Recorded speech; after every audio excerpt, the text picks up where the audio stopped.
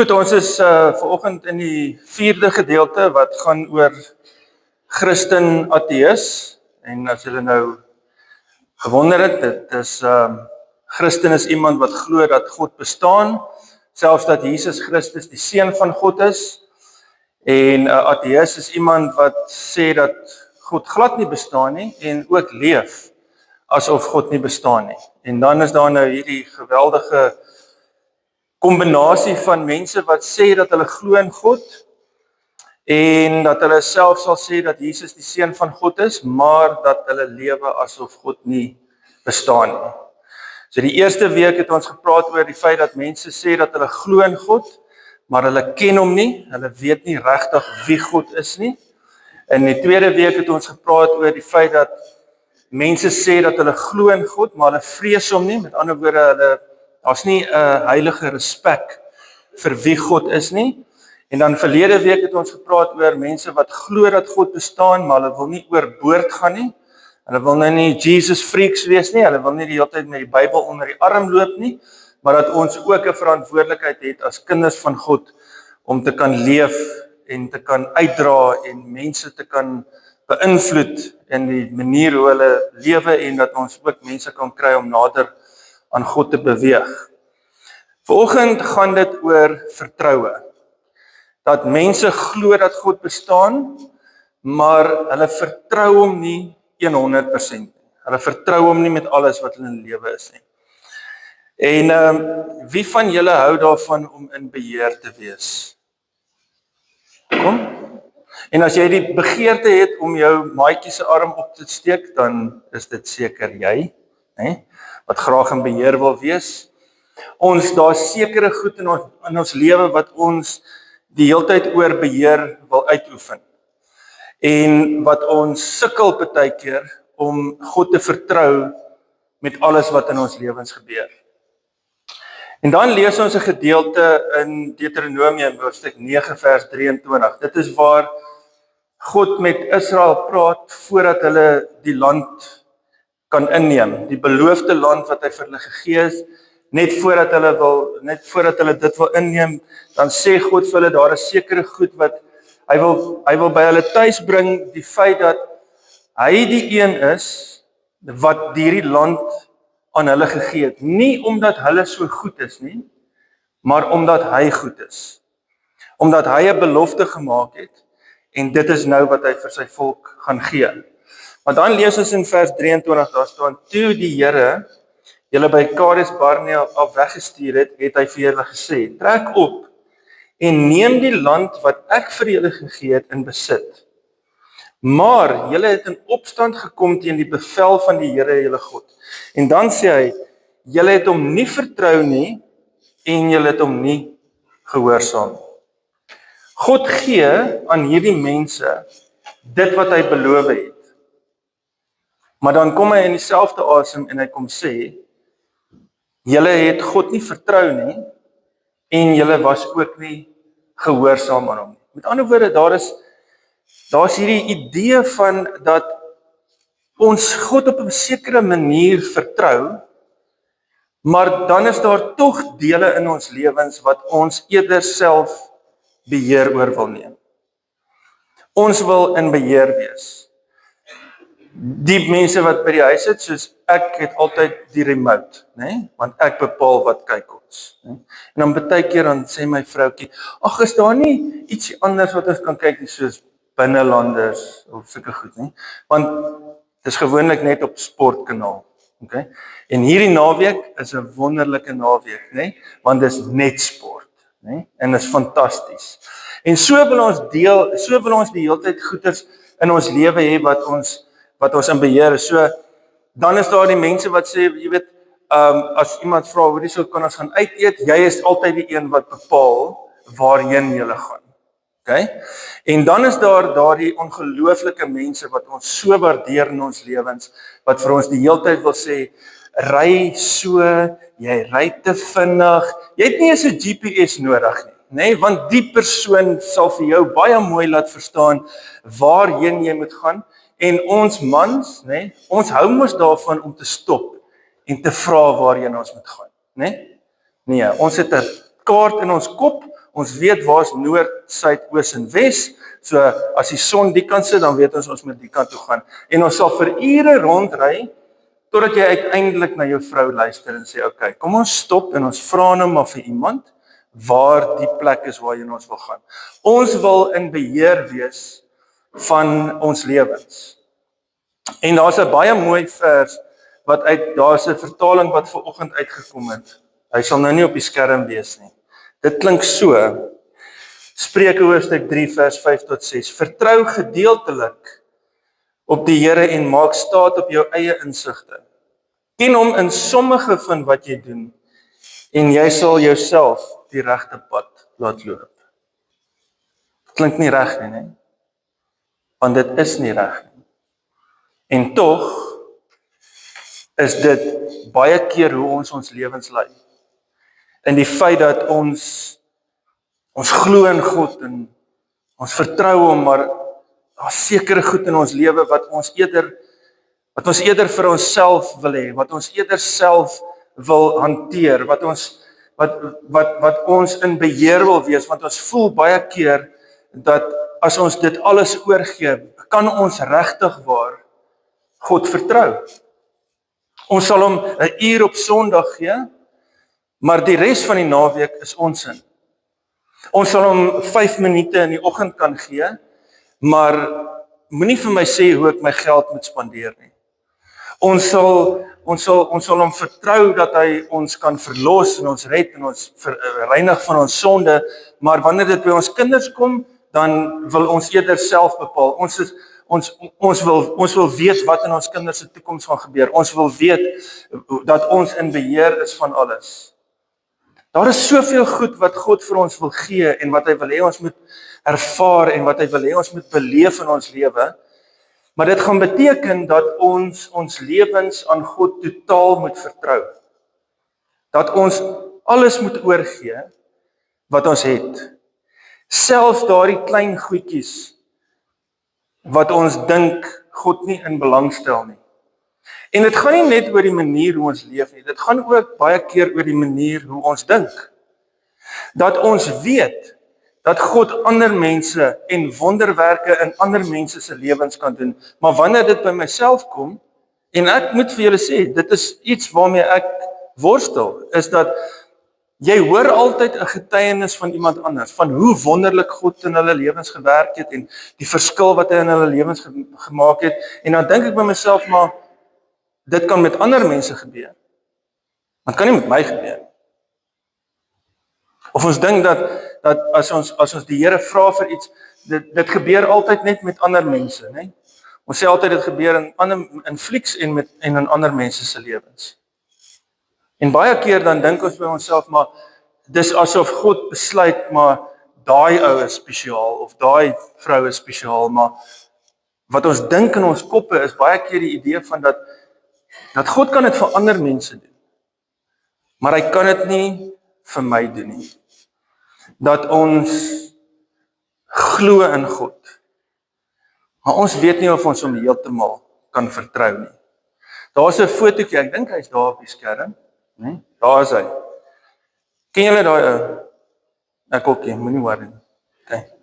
Sy naam is Charles Blondin. Nou wat hierdie ou gedoen het, hy's 'n Fransman, hy het op 'n kabel geloop oor die Niagara Valle. Nou, julle weet hoe groot is dit en hoe baie water is daar. So hy het die eerste keer dat hy oor hierdie tou geloop, oor die Niagara Valle, en die tweede keer, toe het hy nie net oorgeloop nie, hy het op stelte geloop. Daai goed wat die lang mense by die sirkus het, daai stokke waarop hulle loop, toe loop hy met daai goed oor dit. Die derde keer toe hy gegaan het, toe het hy actually geloop tot in die middel, en hy het 'n omelet gemaak. En hy het dit geëet, en hy het opgestaan, en hy het verder geloop. Die vierde keer toe gaan hy met daai kruiwa oor, vol aardappels. En hy loop van die een kant na die ander kant, en die joernaliste daar soos baie, dit is nou ongelooflik, wat kan jy nou nog doen? En een joernalis sê vir hom, weet jy wat, ek dink die volgende ding wat jy moet doen, is jy moet dieselfde krywaar vat, en dan moet jy iemand in die krywaar inlaai. En Charles kyk hom en sê, dis 'n fantastiese idee, hoekom klim jy nie sommer in nie? Toe sê hy, nee. Ons weet, ons vertrou jou dat jy die aardappels kan oorstoot. Nee? En daar is 'n ander foto, as julle dit gaan Google, daar is actually 'n dame wat toe in die krywaar ingeklim het, en met wie hy oorgeloop het. So ons weet, jy kan dit doen. Ons weet jy kan aardappels vat van die een kant na die ander kant. Maar ek gaan jou daarom nie vertrou met my lewe nie. En baie keer dan is dit dieselfde met ons wanneer dit in ons geloofslewe kom. Ons weet waartoe God in staat is. Ons het hom gesien, ons het ervaar wat hy in ons lewe gedoen het, maar daar is tog sekere goed wat ons net vir onsself kan hou.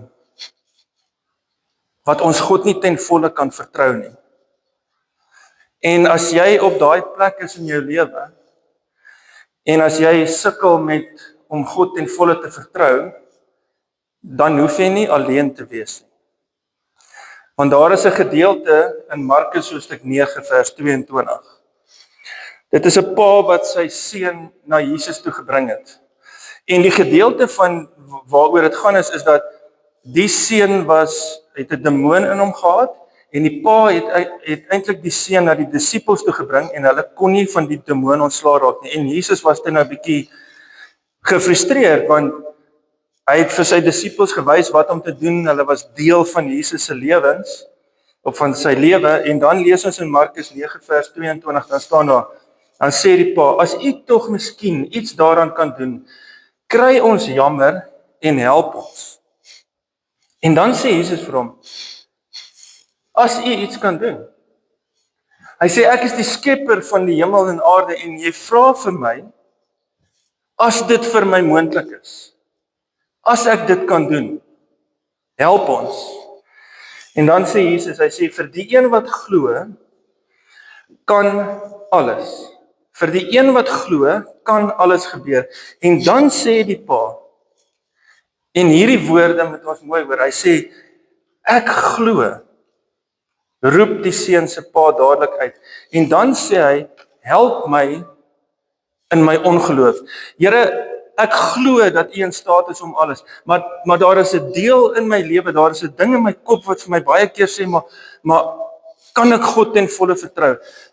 Ek weet ek glo dat God bestaan, ek glo dat hy in staat is om mense se lewens te kan verander, ek glo dat hy in staat is om my lewe te kan verander, maar dan is daar 'n stuk ongeloof in my lewe, en help my, Here, help my om hierdie ongeloof te kan oorkom. Help my om te kan besef dat hoe groot U goedheid en U liefde vir my is. Dat maak nie saak wat in my lewe gebeur nie, dat ek U kan vertrou vir alles. Wie worstel met vertroue? Ek doen. Want dis half asof ons lewens in boksies plaas. Van God is hier betrokke, maar wanneer dit kom by my werk of my besigheid of my kinders se toekoms, dan moet ek dit bewerk. En ek is verantwoordelik daarvoor. So kan ek vir jou vra om vanoggend eerlik te wees met jouself. En vir jouself die vraag te antwoord van, wat is daai ding in my lewe? Wat is daai area in my lewe waar ek sukkel om God te vertrou? Wat is daai area wat ek regtig dit is vir my moeilik om dit oor te gee, want ek dink miskien dalk is dit nie vir God belangrik nie. Dis dalk so klein en nietig, dat gaan God nou regtig waar omgee oor dit. Maar God wil hê dat ons hele lewe vir hom gee. Wat is daai ding waaraan jy so vashou? Dit kan jou kinders wees. Van wat gaan van hulle word? Ons leef in 'n land waar daar soveel onsekerheid is. Ons weet nie wat se toekoms vir ons kinders voorlê nie. Is dit miskien dalk daar waar jy God nie kan vertrou nie? Miskien is dit die feit dat jy die hele tyd in angs en vrees lewe. Is dit miskien gebeur in die verlede? Of jy is bang dat daar iets gaan gebeur? Daar is hierdie vrees wat jy die hele tyd in jou lewe het. Dalk is dit finansies. Want dit is 'n groot probleem vir almal. Daar is uitdagings rondom ons finansies. En dit is een van die grootste redes hoekom mense deesdae uitmekaar uitgaan, is as gevolg van finansies. Dit is ook die onderwerp in die Bybel waaroor Jesus die meeste praat. Is dat ons moet in beheer wees daarvan. Miskien is daar dalk iets waaraan jy verslaaf is en jy het al probeer om daarvan ontslae te raak en jy het al probeer ophou en jy kry dit eenvoudig net nie reg nie. Wat is daardie een ding in jou lewe wat jy probeer op jou eie te oorkom of in beheer te hou of om te bewerkstellig in plaas daarvan om dit vir die Here oor te gee?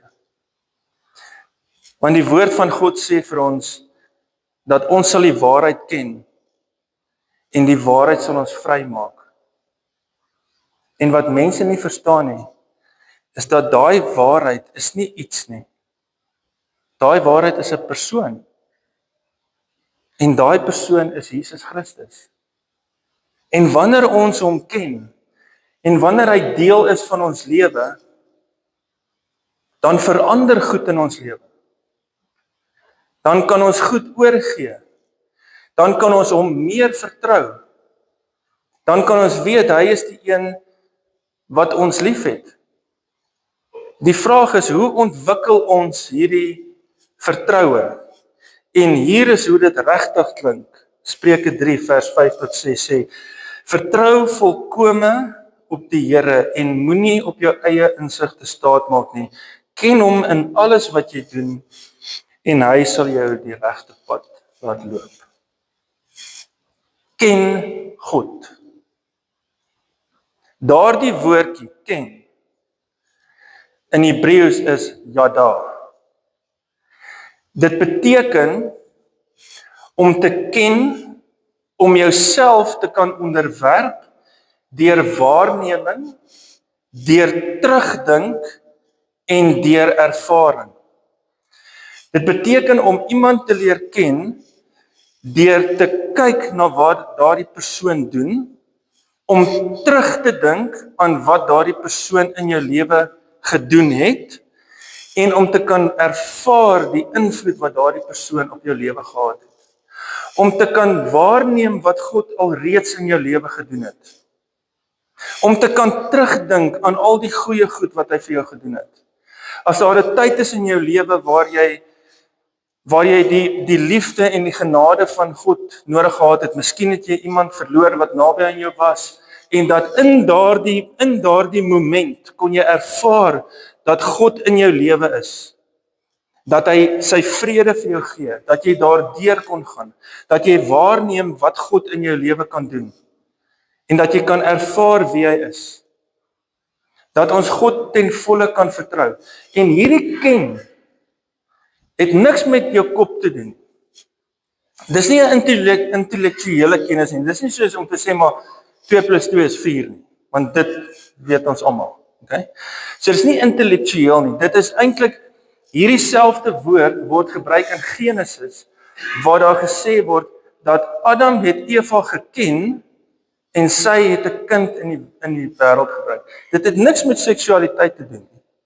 Dit het iets te doen met 'n ervaring wat hulle gehad het. Dit het iets te doen met 'n waarneming. Dit het iets te doen gehad met 'n verhouding en met 'n verbond wat daar was tussen mense. Dit is om iemand so te ken dat jy daardie persoon 100% vertrou.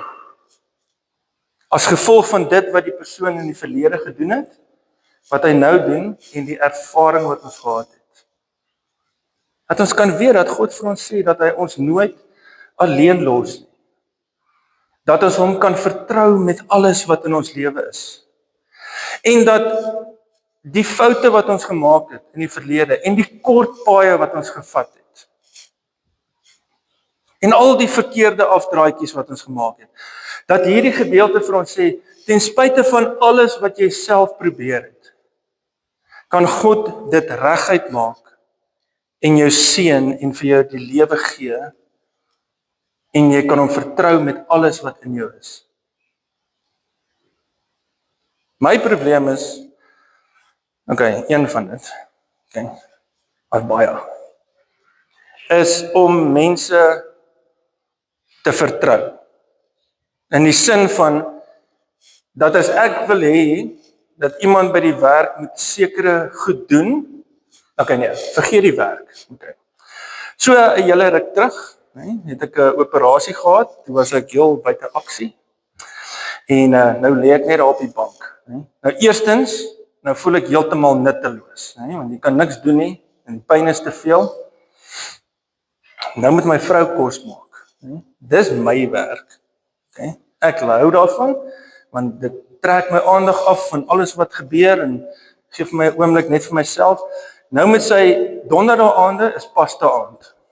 En daar is 'n sekere manier hoe dit gedoen moet word. Die eie moet in sekere blokkies gesny word. So en so. Nie groot stukke nie, klein mooi blokkies. En die peppers moet dieselfde gesny word en dan kook jy die pasta en dan maak jy dit. Nou is hy daar in die kombuis besig, nou skraap ek moed by mekaar. Nou krippel ek daar kombuis toe, nou kyk ek. Want ek wil net, hy sê vir my, los my net uit. Ek sê, nee, ek het niks gesê nie. Sy sê, maar die feit dat jy hier staan, sê dat jy vertrou my nie. Sê ek, nee, glad nie. Net kyk of jy regkom. Want daar is ook 'n proses, eers die eie gebraai, dan dit, dan die mushrooms. So daar's 'n proses wat gevolg moet word. En kyk, sy gooi net alles by mekaar. En dan staan ek nou maar op en so daar's hierdie ding van jy wil hê dat iemand iets moet doen, maar ek wil hê dat daardie persoon dit moet doen soos wat ek wil hê dat hulle dit moet doen. En die feit daarvan is dat ons vertrou nie mense nie. En dat op 'n stadium moet jy dit net laat gaan. En moet jy weet dat jy iemand anders kan vertrou en dat jy moet toelaat dat jy op 'n stadium in jou lewe dat jy kom om te weet dat jy kan nie alles beheer nie. En dat jy God moet vertrou in jou lewe. Die probleem is, ons wil hê dat God homself eers moet bewys voordat ons hom vertrou. So ons sal ons 10de gee, maar ek wil net eers weet, gaan ek die lotto wen die naweek. Ons sal ons kinders aan die opdra, maar ons wil net eers weet dat alles goed gaan uitwerk.